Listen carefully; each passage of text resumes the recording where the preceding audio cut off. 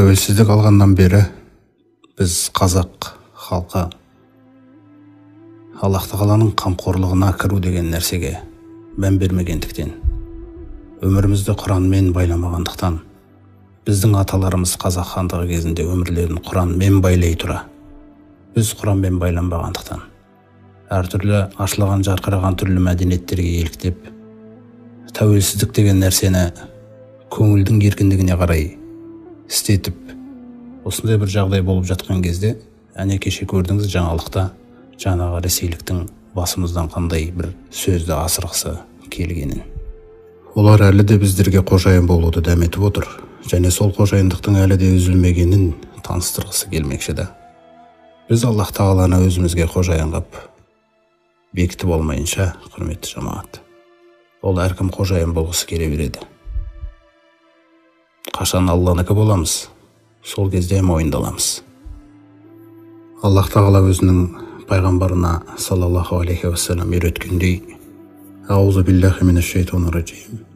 Васкур исма роббика ва табаттал илейхи табтила. Ей пайғамбар, Раббыңның есімін күндіз түні есіңе алда, оған толықтай беріл. Раббул машриқи вал мағриби ла илаха илля хуа фаттахизху вакила. Шығыс пен батыстың Раббысы, одан басқа құдай жоқ. Ендеше оны қамқор тұт. Шынымен де Аллах тағаласыз, құдайсыз тәуелсіз болу, құдайсыз мықты болу, құдайсыз күшті болу деген нәрсенің бәрі бос нәрсе. Азар болса, жаңағы тамимдықтардың ақындары сөйлегендей, өздерінің жырларында төкті ғой жана. Біз патшалар болғанбыз, біз небір қайырымдылықтарды жасаймыз деген әңгімелерінің барлығы. Алайда олардың күллісі Аллах тағаланың қасында. Айша анамыз бір күні пайғамбарымыздан сұраған кезде, осындай жақсылықтарды жасаған, әлеуметтік жағдайларда керемет жақсылықтарды жасаған адамға сол жақсылықтары пайда бере ма деген кезде, пайғамбарымыз саллаллаху алейхи вассалам пайда бермейді деген. Өйткені ол Алла тағаласына: «Е Алла, мені қиямет күні, сот күні күнәмді кешіре көрші» деп жалынып көрмеген адам дейді. Ойлаңыз, ақыретке кім барып келіп жүрген қазаққа Алланың жәрдемі қайтып келеді. Біз өзімізді қазақ хандығымен қанша байланыстырсақ та, бүгінгі біздің мен қазақпын деп сөйлеп жүрген сөзімізбен кезіндегі Қазыбек бидің біз қазақ деп сөйлеген сөзінің арасында, көк пен жердің арасында айырмашылық жатыр. Өйткені олар Алланың қазағы болған. Ол қазақ деген ұғымның астына қаншалаған рулар жиналған еді. Бұл хандық өзін Алланың панасына берген, Алланы қамқор тұтқан, Алла тағалаға қарай, Алланың разылығына қарай жол іздеген халық еді ол. Міне пайғамбарымыз саллаллаху алейхи уассалам Аллах тағаланың әмірімен құрып жатқан мемлекеті, ансарлардың, жаңағы мұхажирлердің, адалдарының жәрдемімен, Аллах тағала шариғат заңдарын түсірген кезде де оны мәжбүрлеп түсіре салған емес. Өйткені халықтың жүрегіне иман қонғаннан кейін сол иман өзі іздейді, Аллаға қайсысы ұнайды деп. Міне сол ізденістеріне, сұраныстарына қарай түскен шариғат. Сол секілді кешегі Керей мен Жәнібектен кейінгі қазақ ордасы Қасым ханның тұсында өзінің кемеліне жетіп күшейген кезі болды. Сол кезде де Аллах тағала белгілі бір хандықты тәрбиесіне алған кезде оны бірте-бірте дамытады. Сол кезде Қасым ханның қасқа жолы деген заңдар келді.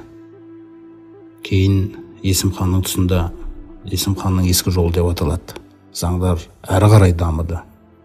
Ал енді сол халықта Аллаға деген ұмтылыс, Алланың разылығына, осы жеңілмейтін күштің иесі болған Алланың панасында сақтанамыз, осы Алламен күшті боламыз деген ниеттері, сұраныстары болмаса, Тәуке ханның кезінде 7 жарғы деген заңдылық жүйесі, заңдар жүйесі пайда болар ма еді, өзіңіз ойлаңыз.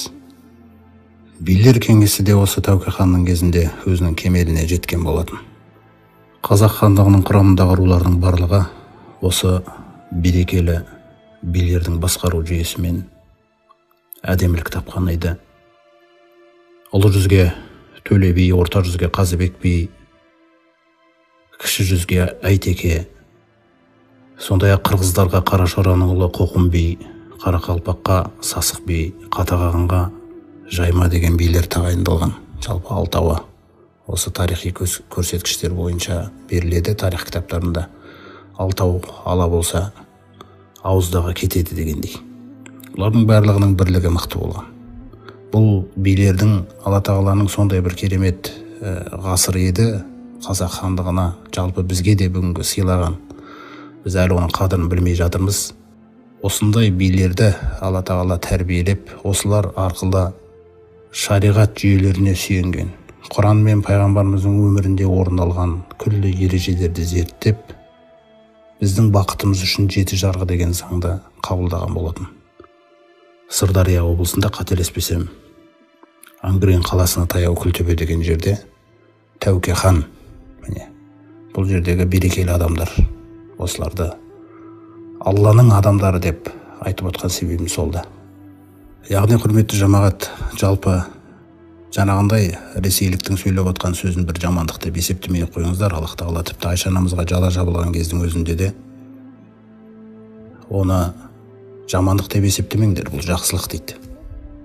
Себебі бұл нәрсе арқылы адам жалпы өзінің болашағын көре алады, өзінің өткенін салыстырады. Осы күнге дейін жеткен жетістігіміз осындай болып отырған кезде, әлі де біреулердің жаңағыдай дәметіп отырған нәрселері, ол Аллах тағаланың иман ғибадатқа негізделіп, Құраныңды өміріңе араластырып, қашан мені қамқоршыға боласың, қашан мені өзіне арқа боласың деген бір ұсынысы ғой бұл. Қазыбек би 18 жаста болған кезінде, енді тарихи деректерге байланысты Аллах тағала жақсырақ біледі, жалпы қалмақ ханы Қонтажы көптеген қазақтың ұлдары мен қыздарын тұтқынға алып, малдарын тонап алған уақытында, соның алдына қазақ хандығының атынан сөйлеуге барған елші өкіл еді.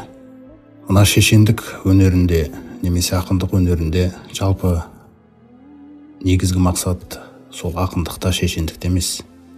Алайда ол шешеннің, ол ақынның Алланың адамы болуы, Алланың түсірген Құранымен рухтануы.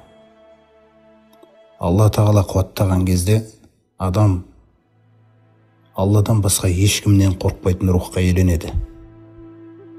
Міне сол рух жаңағы Қазыбек билерде болған.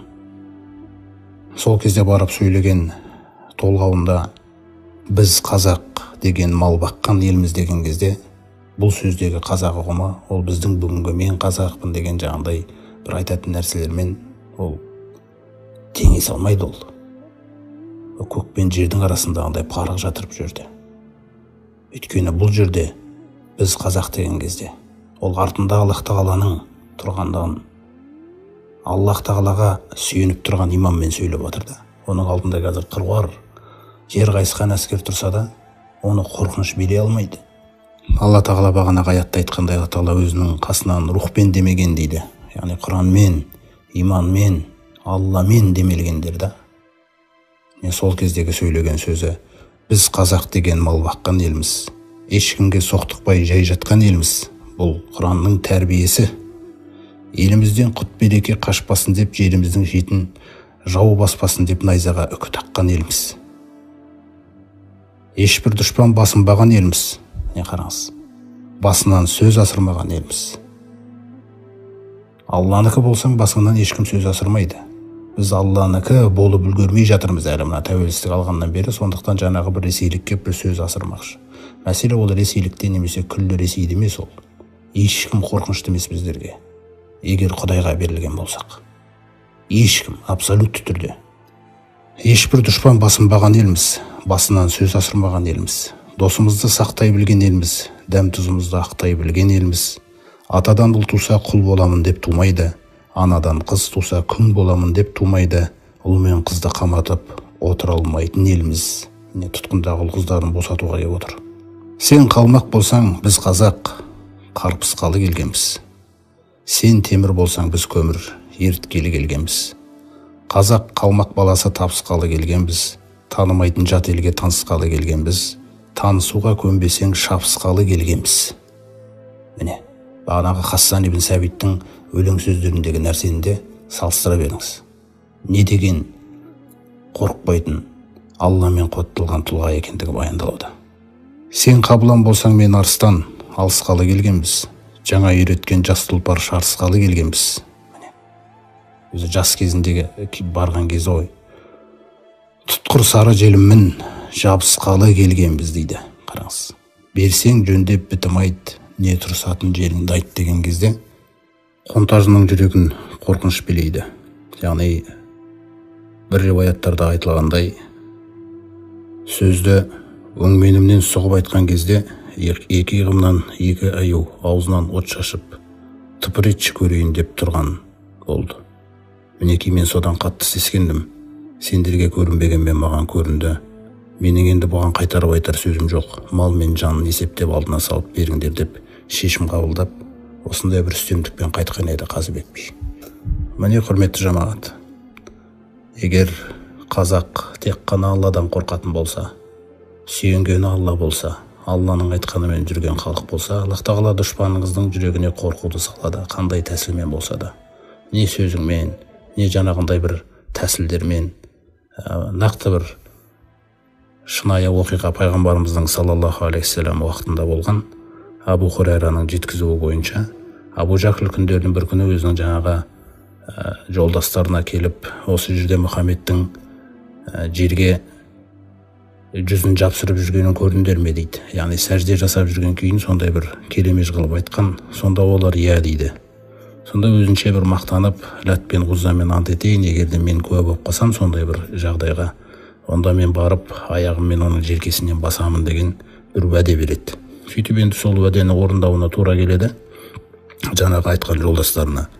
Сөйтіп пайғамбарымыз саллаллаху алейхи вассалам намаз оқып жатқан кез болатын. Ол оның қасына келіп желкесіне аяғымен басам деген ниет жасаған кезінде бір кезде адамдар байқап қалады. Кенеттен ол күтпеген жағдай болып, Абу Жахл өзінің қолдарын бүйтіп сермеп бір нәрседен қорғанып артына шегінгенін байқайды. Ол қорыққан түрде олардың қасына келеді. Жаңа ғана батыр болып тұрған нәрсе ғой. Саған не болды деп сұраған кезде ол айтады: екеуміздің ортамызда бір отты шұңқырды байқадым. Қорқынышты көрініс және қанаттар пайда болды дейді. Абу Хурайраның айтуынша кейіннен пайғамбарымыз саллаллаху алейхи вассалам бұл құбылысты түсіндіріп былай деп айтқан екен: егер де ол маған жақындағанда, періштелер оны бөлшек-бөлшек етіп жұлып әкетер еді деген. Сондай-ақ тағы бір хабарында Қазыбек би 78 жасында Абылай хан тұтқынға түсіп қалған кезінде де оны босатып әкелген болатын. Осындай бір қуатты сөздермен. Сондықтан бұл жерде біз қазақ деген кезде ол кісінің жырында, құрметті жамағат, бұл жеті жарғыны, Алланың разылығын іздеп жеті жарғыны жасаған мықты билер тұр бұл. Бұл жай адам емес бұл. Бұл тек қана бір батыр болып тұрған, күресті білетін, қылышты білетін адам емес. Бұл бағанағы Аллах тағала айтқандай, Аллах тағала жүректеріне иманды жазып тастаған және өз қасынан Құранның қуатымен Алладан басқа ешкімнен қорықпайтын қуатпен демелген адамдар бұлар. Бұлар дұшпандардың көңілдеріне қарамайды. Бұлар кім не айтады ол нәрсеге қарамайды. Сондықтан да қазақ осындай жаңағы ресейліктердің сөздерінен кейін намыстанып, қой, біз сол баяғы аталарымыз байланғандай осы Құранмен байланайық, Құранды өмірімізге араластырайық деген шешім қабылдамаса, Алланың жәрдемі араласпайды. Осындай біреулер келіп неше түрлі бір сөздерді асырып тұра беретін жағдайлар әлі де болуы мүмкін да.